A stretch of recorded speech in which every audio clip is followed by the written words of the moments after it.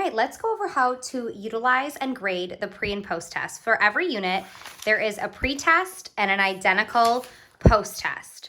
I would recommend giving the pre-test before you do any of the introduction of the content, any of the worksheets. You give this first. You give the pre-test and then score it. You do all of the worksheets, the entire unit, and then you give the post-test and score it. And then we're gonna have our grading sheet to track progress. So let's go through and do this. So let's say the student completed the pre-test before they did any of the activities yet. We're gonna now score their work. So based on how they did, I would say, okay, for number one, it tells you exactly how to score number one.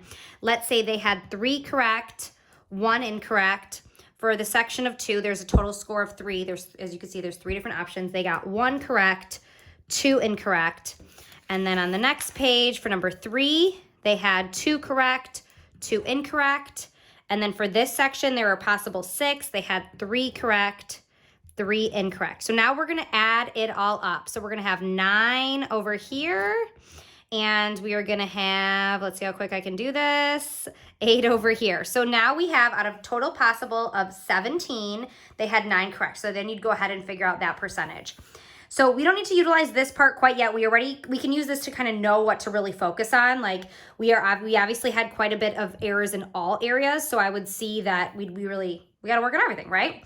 So that was a pre-test. We're going to put that on our data sheet. We're going to say, okay, I did this on September 1st and the score was a 9 out of 17. I'd probably also put my percentage there. Okay, so I did that on September 1st. Any notes, anything else I would need. So now I'm gonna go ahead and do the post test. So the student completed the post test, and now we are going to, you can also circle this up here, circle the post test. So this was Johnny again.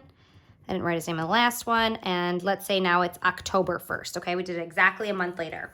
So I'm gonna score his work. So he, let's say on number 1, got 4 correct, 0 incorrect. On number 2, he had 3 correct, 0 incorrect. On number 3, he had, let's say, 3 correct, 1 incorrect. And on number 4, he had 5 correct, 1 incorrect. So now I'm gonna score him. He had 2 incorrect, 15 correct. And now this is where the analyzing the errors part is really, really essential, because now you're gonna be able to look and see, based on his errors, what do you still need to do? So he didn't have any errors on one or 2, so okay, we're good there. He did have errors on 3 and 4. So we know that he still needs to work on identifying the number word for a number or quantity.